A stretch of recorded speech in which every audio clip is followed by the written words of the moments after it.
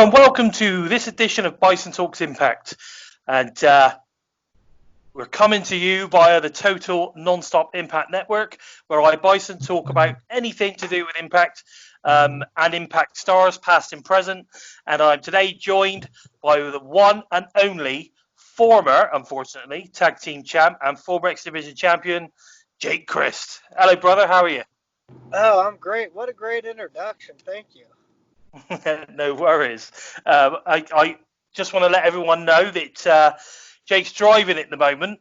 He's just taken his daughter to an appointment, and he's on his way home. And he's managed to find a little bit of time to speak to the Bison today, which I appreciate a lot. So thank you for that, Jake. Thank you. Not a problem. I appreciate you having me on, my friend. Good man. Okay, so I am a huge fan of your run, so I'm really looking forward to getting into some of these questions. So first off, I always ask this question at the moment because obviously we're in unprecedented times. So I'm just hoping that you're staying safe and finding plenty of things to do. Keep yourself busy during this time. Can you give us an insight into what you've been up to at the moment? Basically, just living the dad life, which I love. Like I said, going to appointments, going to the grocery store, playing video games, walking the dogs, exercising at home, playing video games, playing more video games, and more video games, and more. Yeah, I feel like I've been keeping pretty busy during these times. These crazy times that we all are living in and suffering through. I would love to go see a couple friends, but you gotta stay locked down. Yeah, exactly. Got to stay safe, and as you mentioned, you've got some children, so at the end of the day, you've got to make sure that you're doing the right thing by them too, haven't you? Absolutely, and I got to make sure that they're doing the right thing too by the family. I can't let the 16-year-old out and hanging out with her friends. Probably sucks, don't it, Brooklyn? Oh, bless! I bet it does. I can imagine it does. But one good thing about this time at the moment, I suppose, is that we have video calling. I mean, at least they can stay in contact through the internet and through the amazing phones that we have these days. So they're very lucky. We didn't have it back in our day, did we?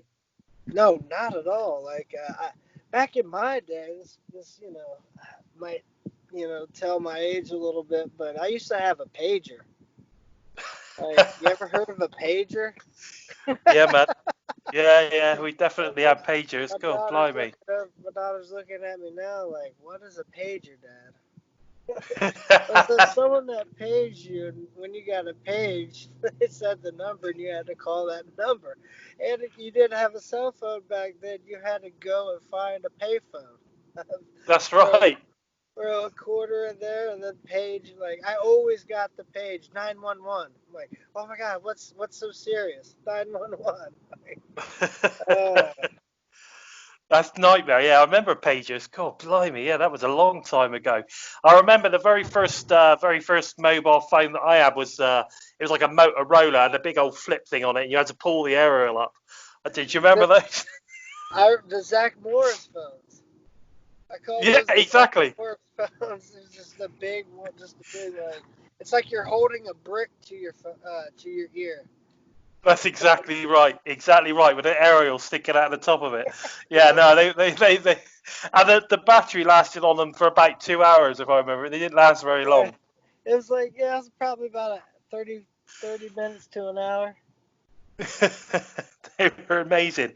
Alrighty then, so now this is I don't know whether a lot of people are going to know this, but I've been doing a little bit of research because up until you guys like OVE turned up on Impact, I didn't really know too much about you. So I sort of kind of started doing my research after that, really, to finding out a lot of things that you've done before that. But I think a lot of people would be surprised to know that you've actually been wrestling for 17 years. And I believe your debut was back in 2003. So do you remember who that was with, and what promotion was that? It was actually 2002. Wow. So you were I was, 17. yeah, I was a junior in high school, um, and it was for FCW, not like Florida Championship Wrestling. It was for First Choice Wrestling. The Okay. owner of the company was a guy named Big Jim Hutchinson, and I wrestled. It was an outdoor show. It was in Piqua, Ohio, Right. at the Piqua Fishing Games. So like the fishing game is like you ever heard or have you ever seen where it's like I forget what the sport's name, but it was like pool, and they put the shot put out there, then you shoot your shotgun, blow it out of the air. Well, Oh, like clay pigeon shooting. yeah, something like yeah, exactly Right. like Okay. that. So that was going off in the background, and people were actually fishing in like a little lake nearby, pulling their catfish out and deep frying them in the locker room that we were changing in. Wow. Wow. So, it was, like I said, it was an outdoor show. I went by the name of Crazy J. And Crazy Jack. Yeah. I'll never forget an older lady in the front row. There's only probably like 30 people around in the chairs. And she kept calling me Crazy H. Come on, Crazy H. Get him, Crazy H. So yeah, I was actually still in high school, 17 years old when I first started. Wow, that's amazing. So who were you actually wrestling? Oh, I was wrestling my trainer. His name's Bill Kovaleski, but he went by the Black Magic. Okay. Okay. He went by the Black Magic on just for that show, but he's known. He was known around here, the independent circuit in Dayton, Ohio, as Bodacious. Okay, I'm going to look that up now. Bodacious. I'm going to look it up. And is the guy still wrestling or still training?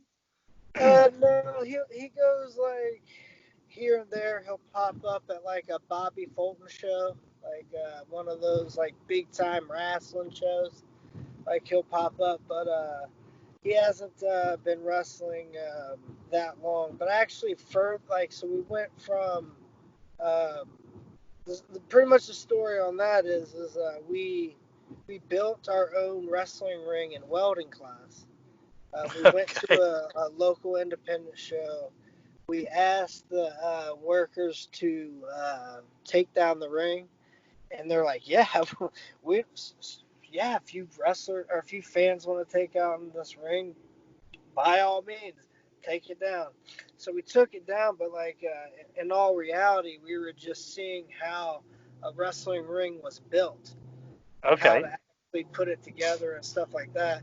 So we took those plans and we applied those to welding class, and then Tecumseh High School history, we still have the largest project because it was a 15 by 15 wrestling ring.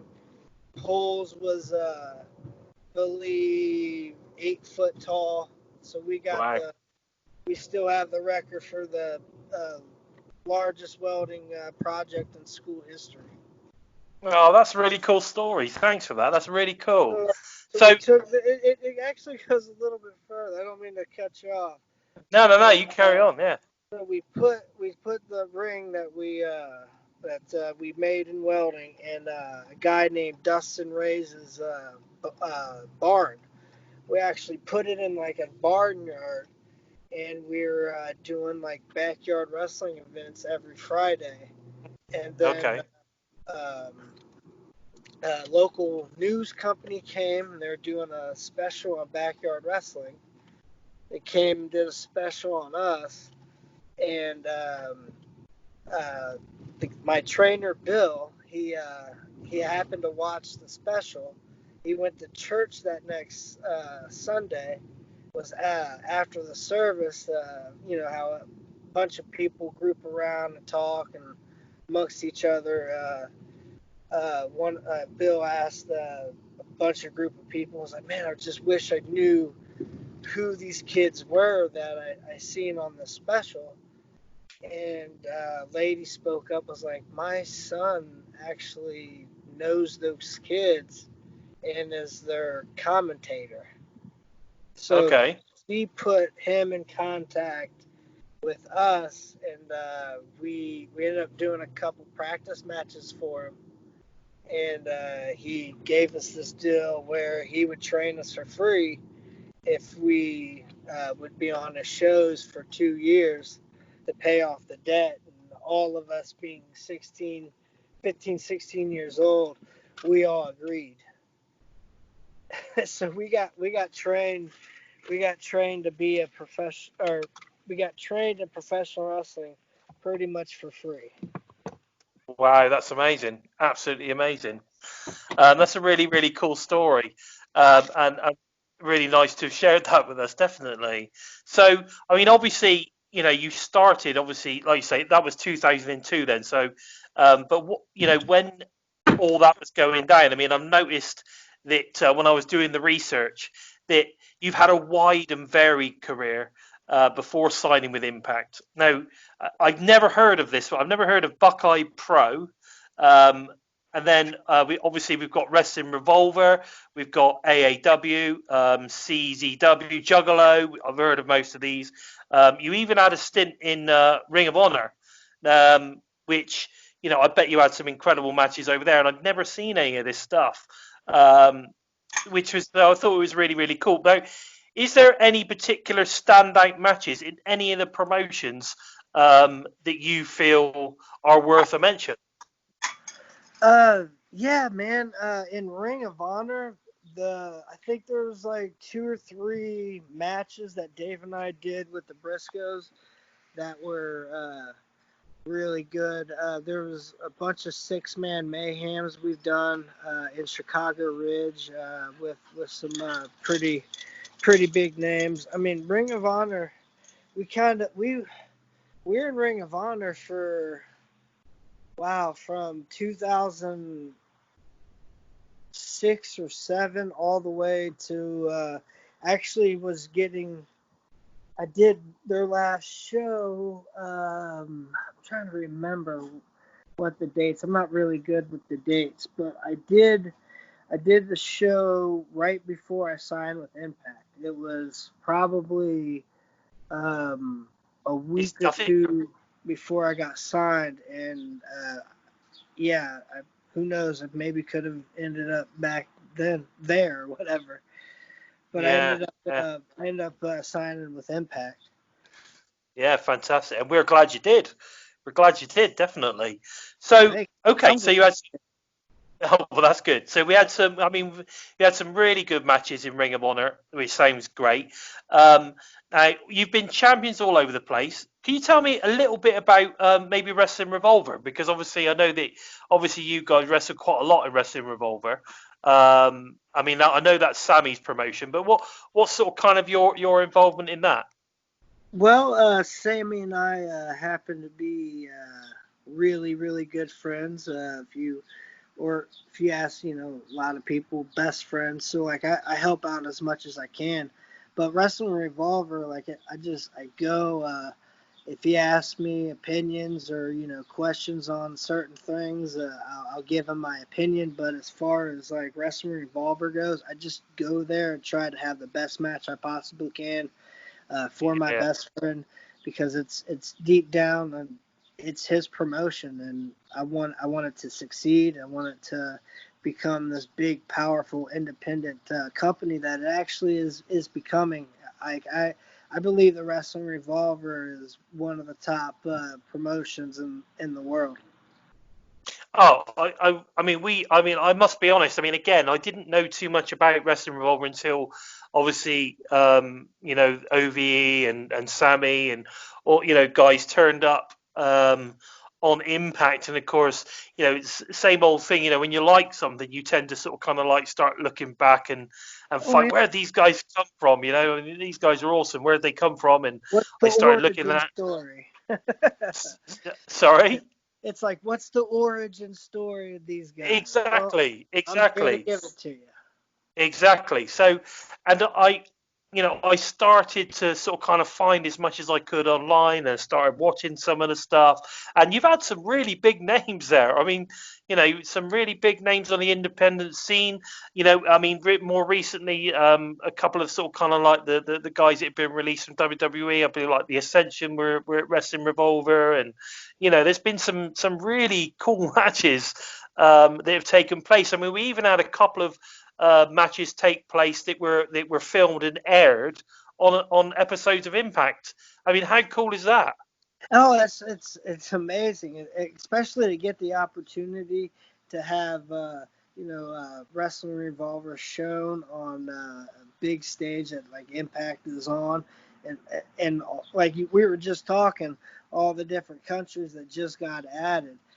So like that's huge for a company like Pro Wrestling Revolver. So Yeah, that's fantastic. it's all everyone over here is ecstatic, and we're pretty happy with the way Pro Wrestling Revolver is headed and going.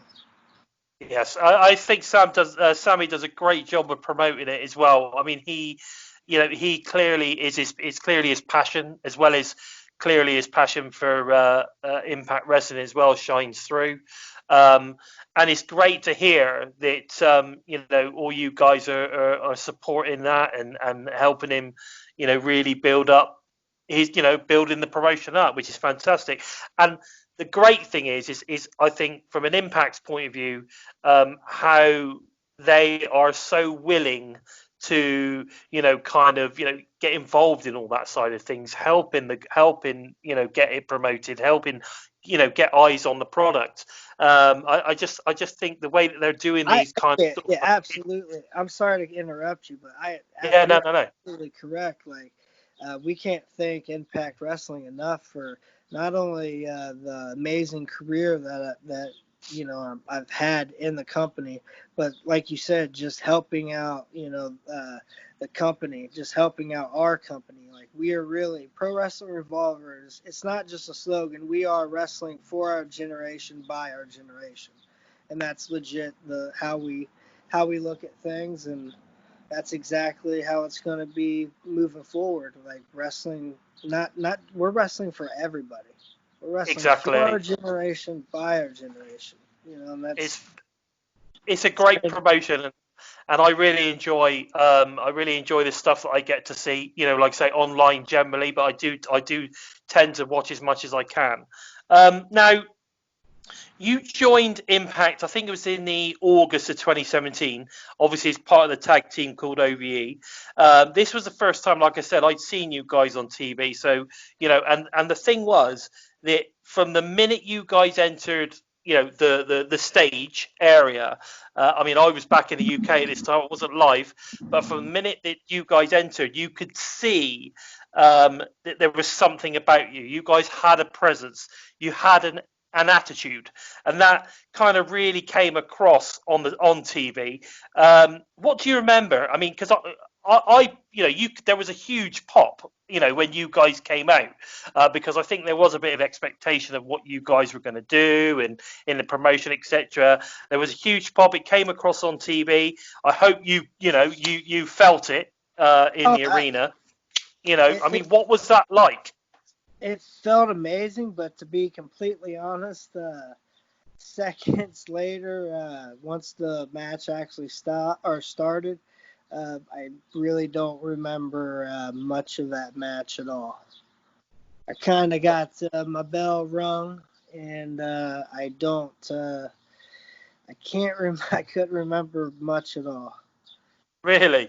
So Yeah. do you I mean, when you joined the Impact locker room, I mean, was there this expectation? Did you know that they were going to push you right off the bat? Because I mean, as soon as you arrived, it was Yeah, full guns I had blazing. no idea on what the plans were, what they were gonna do.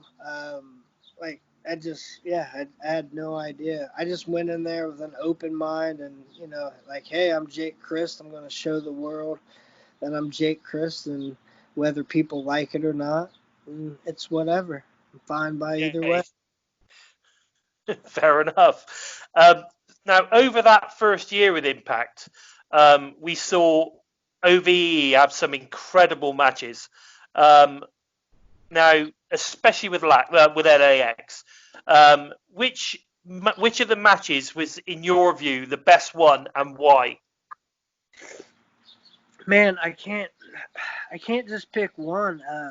I know that's such a cop out answer, but I think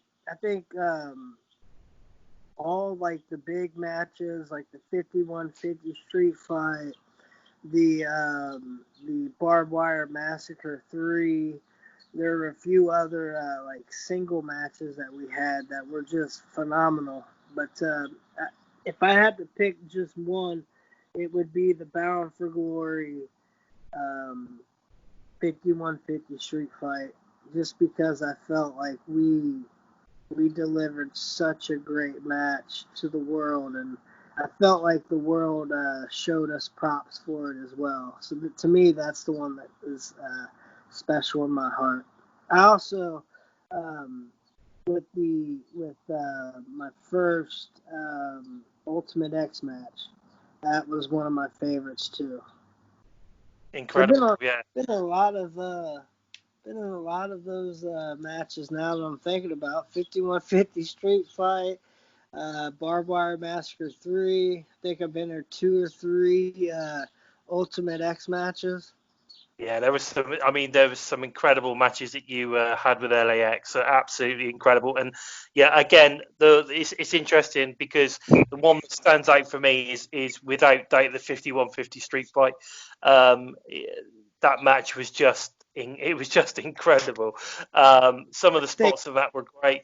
And from a fan's perspective, sometimes I've got to be careful because I'm interviewing you, so I've got to be careful not to fanboy too much here.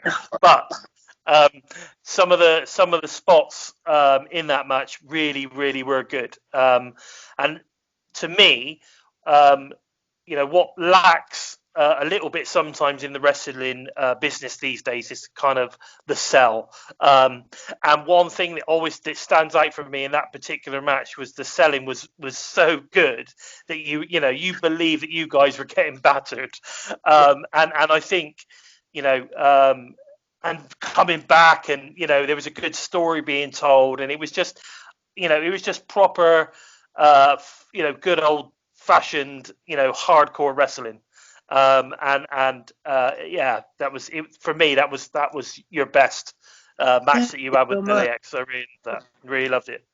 I appreciate that. Like I said, that's probably my favorite too. Good.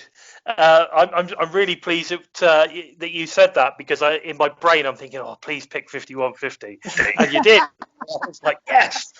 I mean, Barbed Wire Massacre 3, I think was cool, but I mean, like, me getting wrapped up in the barbed wire and speared was something, or me spearing, but like I said, 5150 for me was the one.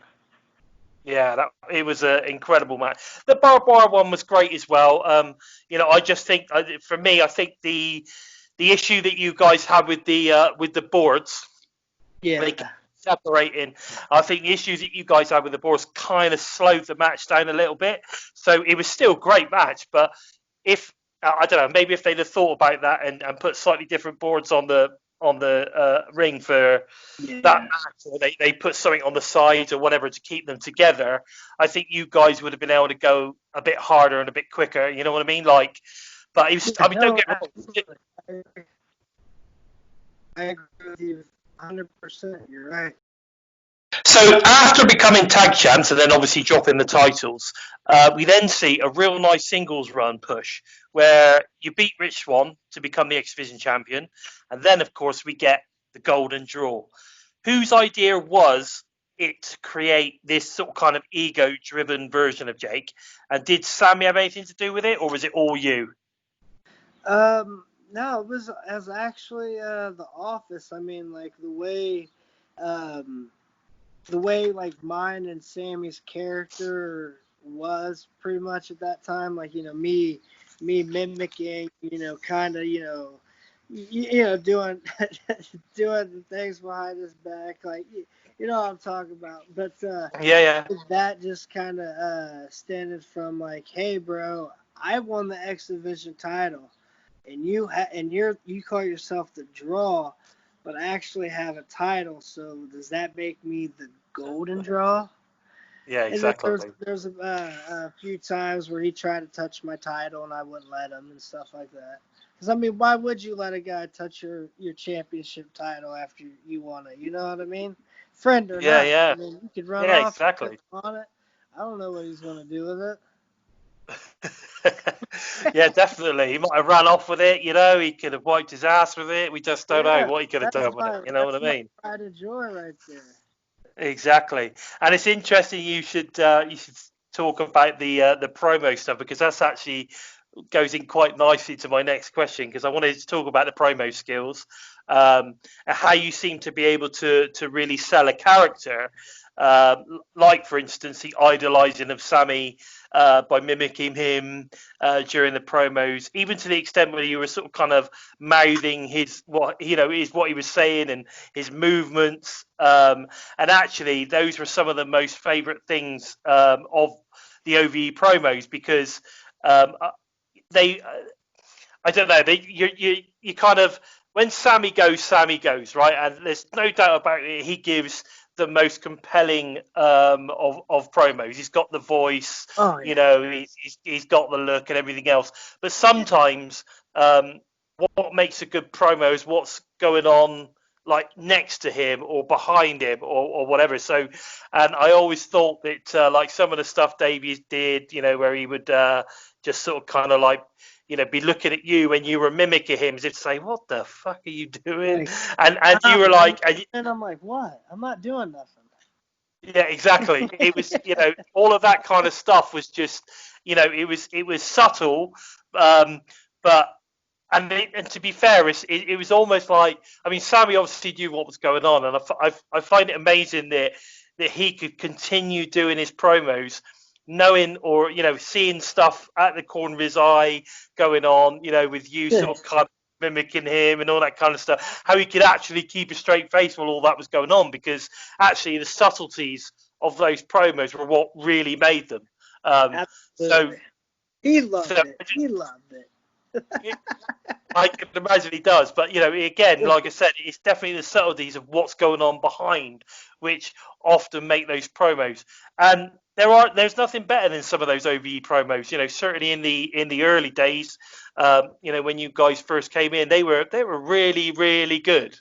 I think Um, you know, you get totally drawn in. I bet you had a lot of fun making those. absolutely we did. I mean, anything that we got to do together and collaborate together on, it just made it that much better and easier to film. You know, when you're into something, you actually believe in the character, and the characters were us pretty much. Uh, I mean, except for the whole like me mimicking Sammy. I don't I don't do that in my regular day life. But I mean, I think that's what made us so good is because we just all had so much fun and we believed in what we were doing and we believed in each other. There's a point in time in this business where you can't trust a lot of people, and when you finally get into a group where you can trust everybody, it makes it that much more easier. It makes it a lot of fun. Yeah, yeah. I think you know, I've read a lot of things and I've heard interviews of other talents that always put Sami and yourself, especially, over quite a lot in the sense that you guys are very, you know, you're into kind of helping others. You know, and you're quite happy to get people over. You know, it's not all about you kind of thing. But at the same time, you sort of kind of realize that, you know, by you getting others over, you're actually getting yourselves over at the same time. Yeah, And Yeah, that's the whole point, and that's what was taught with us. We've been doing this from day one. I mean, look at Desmond Xavier, Zachary Wentz, Trey Miguel. The list can go on and on. Myron Reed. All these guys were helped by us. We I had like a little factory type thing we were going with in Dayton called Rockstar Pro Wrestling.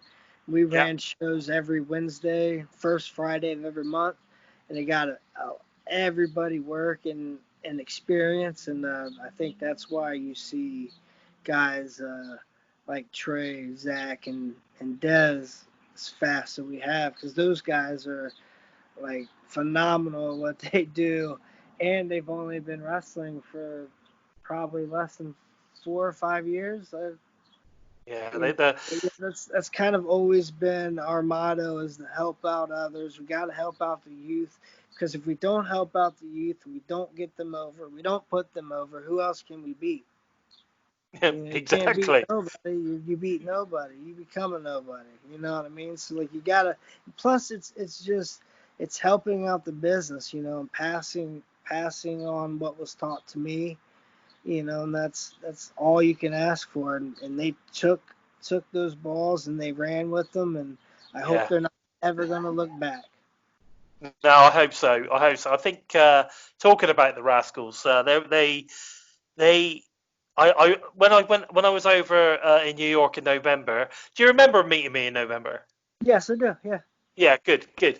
So, yeah, when I was over in New York in November for the Melrose show, I remember watching Trey, especially Trey, and Dez is lightning quick as well as Zach. But all three of those guys are so fast that They're if you blink, you almost miss two or three moves.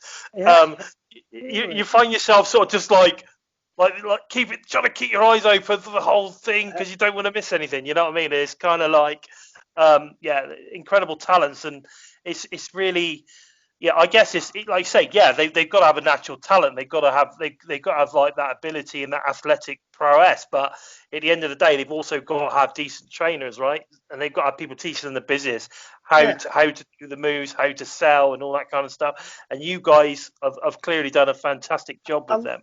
a lot about this business is just getting in the car with somebody that's a veteran in this business, that you even if you can look up to them or some sort, that's the best learning tool that you could ever get in this business, is just riding along with your vets and just asking them questions, asking about the business. And most of the time, if people don't ask about the business, you'll just learn it in the car ride anyways. Like it oozes out of people. Yeah, yeah, because you're always talking about stuff. You're always discussing what you're going to try, what you're going to do, how to act, and yeah, no, I appreciate that. I think it's great, and I love the fact that you're saying, talking about kind of like giving back to the business. Yeah. Um, that's amazing, and I appreciate that as a fan because at the end of the day, Thank I you. want to be watching wrestling until I'm 80. I yeah, I I believe love in it that the same. God willing. much. God willing, definitely. Now, I want to ask a little bit about the current situation with obviously the closed arena shows. Um, now, how are Impact keeping you guys safe? What's the morale like in the locker room during these sort of kind of tapings and stuff? What's your I take on it?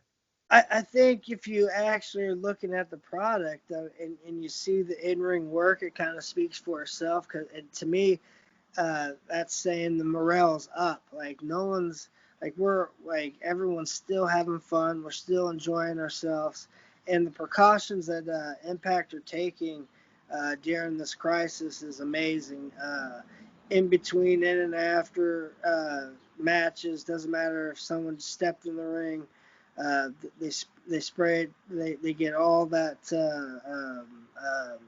sanitized down for us. They mop every mat before show or before each match. We're taking our temperature. They're providing masks. So like they're doing everything they can as a company, and I appreciate it, all the stuff that they've been doing. And like I said, I feel the morale is up in the locker room. Oh, I mean, there is no doubt that what's being produced at the moment for me is the probably the best televised product out there at the moment. And I think that I just wish more people would sit back and just give it a chance. I think they're starting to. I think I the think more so. that, You're absolutely right, and I think if you really look at all the shows that are doing the empty arenas, maybe I'm biased, but I think ours looks the best and has the best feel to it. yeah, no, I totally agree. I mean, the way that everything's been set up, to be fair, you don't even notice that there isn't a crowd there, right? Now, Right. there's so many times that I hear people moaning about, oh, you can't hear the audience, they don't mic the audience well enough, and all this kind of stuff. I never have an issue with that at all. Yeah, me But neither. so, Like this empty arena stuff does not bother me one bit because I come from the independent circuit where there's been even before the crisis happened, there would only be 5, 10, 15, 20 people in the crowd. Some shows, so it's like it's like doing private shows. So this is nothing new to me. what I actually like about it, though, is interestingly enough, and is that obviously when you've got an audience and you've got all the crowd noise and everything else, you don't necessarily hear what's going on in the ring itself. So one thing I've really liked is the fact that you can actually hear that you guys sort of kind of grunting at each other and kind of like I like you to I like to talk shit when I'm in there.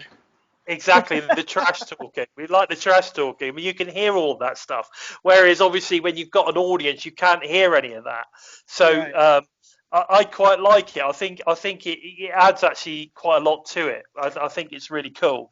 Um, so, moving on from that, now, obviously, we've seen the demise of OVE now.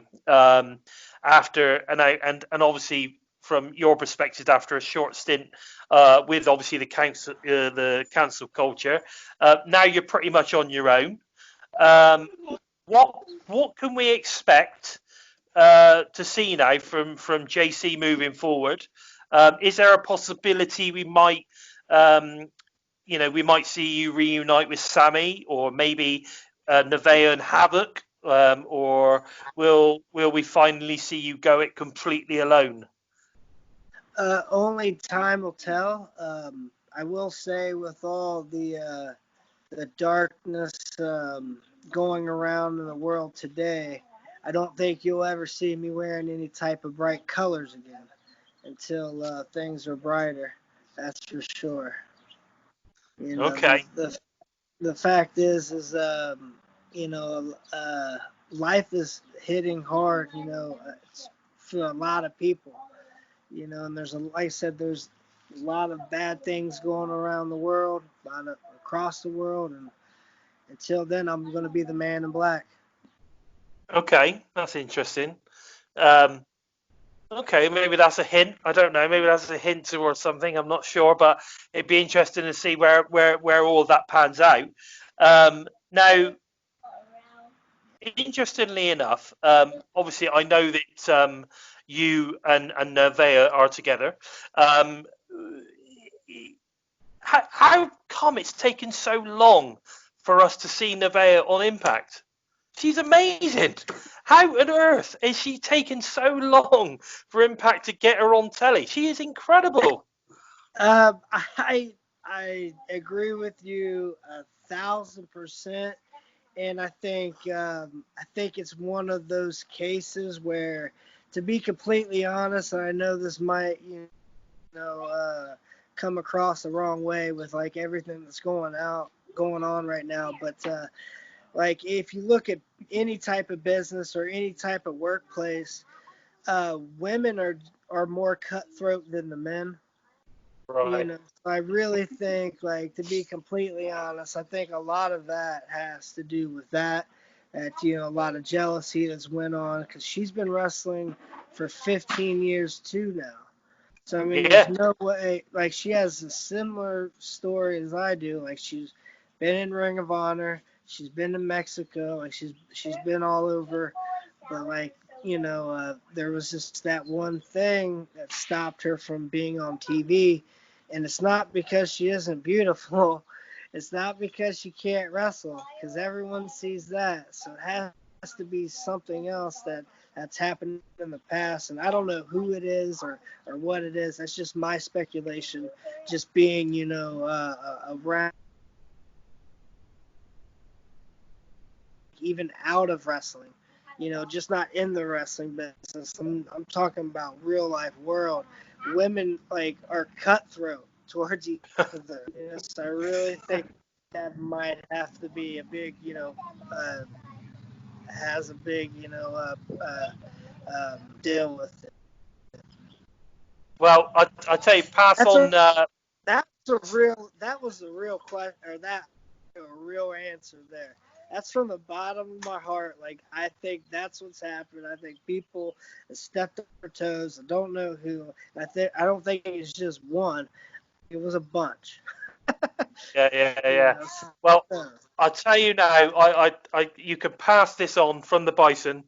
That I think she is a incredible talent, and I am so pleased that we're getting to see her wrestle on Impact TV. And I don't know what the what the signing situation is with her. Obviously, nothing's been set in stone, but I hope that she gets signed for a decent amount of time, and I hope that we get to see her perform for a long time to come, because she's damn good. She's damn good. I hope the same things for her as well. I hope she gets signed to a multi-year deal. Like, who knows what's down the line. And I would love to continue my path and journey in wrestling with her, because I mean, it just started like not too long ago that she was starting to get booked. So I would love to continue this and use. Okay, so take 3 here with Jake Crist. We're having a few problems with the with the internet connection, we'll say, but we are managing with it, aren't we, Jake? Absolutely. We're going to do it. It's going to be a bit of work for me splicing all this together, but I'm looking forward to the challenge. I do love a challenge. It's not a problem, but it's not a problem. It's all good. Okay, so with Slammiversary only around the corner now, who do you think we might see turn up, and who would you like to see turn up, and why? I have no idea who's going to turn up, but I'll be honest, I would love to see EC3 turn up. He's a Cleveland guy. He's from Ohio, and like, being from Ohio, we just like pulling for each other. I would love to see EC3 back in an Impact Wrestling ring. Fantastic. And I also would love to see Spud. I would love to see Spud come back. Like, I've had a really great match with Spud in Ring of Honor years and years ago. I forget who his tag partner was, but it was a really fun match. Yeah, he's a great guy.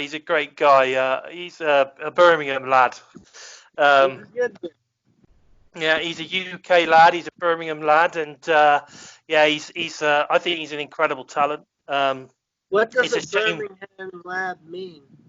Well, he's from Birmingham. He's from Birmingham. Is that a good place or a bad place? Birmingham is probably. People say, "Oh, Jake's from Dayton, Ohio." Like, it could be like, "Oh, wow, he's from a bad city." Well, no. I mean, Birmingham is probably. I think it's the second largest city in the UK. Oh, cool. Certainly. I mean, second or third, obviously after London, and it's due some pretty pretty good wrestlers over the years. And yeah, no, I mean, you know, I didn't mean that in a bad way. I mean, just showing my Oh yeah, knowledge that I know. So, around. but you know, yeah, he is a talent. And it's a shame for us that he was offered another contract. I'm assuming that that was a real thing and not just a story, but apparently he was re-offered a contract to be back on NXT. I've heard. I don't know. Oh, that's Yeah, I mean, you know, it might have just been a story. I don't know, but I think I think he has been re-signed. But yeah, that would be a shame. But yeah, no, he's very good. He's actually very underrated, I think, in the ring. I think people don't. very, very much so. Very much so. They don't I've realise always that had good he is. chemistry with him. Yeah, he's a great. Yeah, he's good. I really enjoyed his matches. I think it's because because he's so small. He's Oh he's yeah. he's so slight. You know, it seems kind of unrealistic to, you know, like when he had a match with EC3, for instance. You know, the best friend thing it was going on where EC3 was humiliating him and all that kind of stuff. Yeah. Like it was inconceivable that Spud was going to give him a match, right?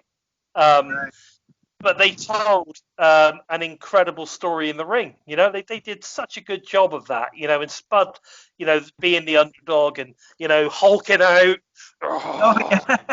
kind of stuff. You know, I mean, it's just, yeah, no, he's a great talent. I wish him all the best. I think it's great that that WWE obviously see the potential in him Yeah. to do more, which is great. I think you're right. I think EC3 would be massive. I think it would be a great return. Now, obviously, I'm not asking you to give us an exclusive or anything like that. It was just a case I thought it'd be interesting to see who you would Oh like yeah. to, Yeah. turn up. I would Great. like to see. And I'll be honest. Like when it comes to anything like that, I'm the last to know anything. So I can imagine. that's just I my get opinion. keep a lot I of would stuff love in to their see. chest, right? Yeah, Go I would on, son. love EC3. Yeah, I think that would be amazing. I don't know whether whether there's a chance for this at all, but I'd love to see Bully Ray and because obviously the Aces and Eights connection, so I'd like to see Bully Ray turn up because I think he is for me he's almost as good as Sammy as a heel, almost as good. But So there's certain the thing with Bully Ray is too is like I mean it does seem like Impact loves their ECW talent. yes they do. I mean that kind of makes sense too. Yeah, I just think that his run as the leader or the president of Aces and Eights, that run where they gave him that, you know, I mean, it was almost a year's worth of you know, he was the top man in the company. It was probably the best stuff that he's ever done in his career.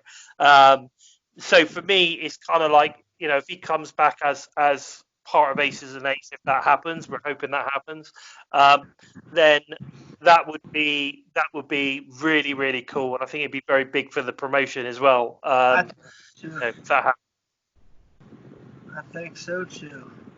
definitely. Okay, well, I know we've had a few technical issues, but I'm really excited to see what's next.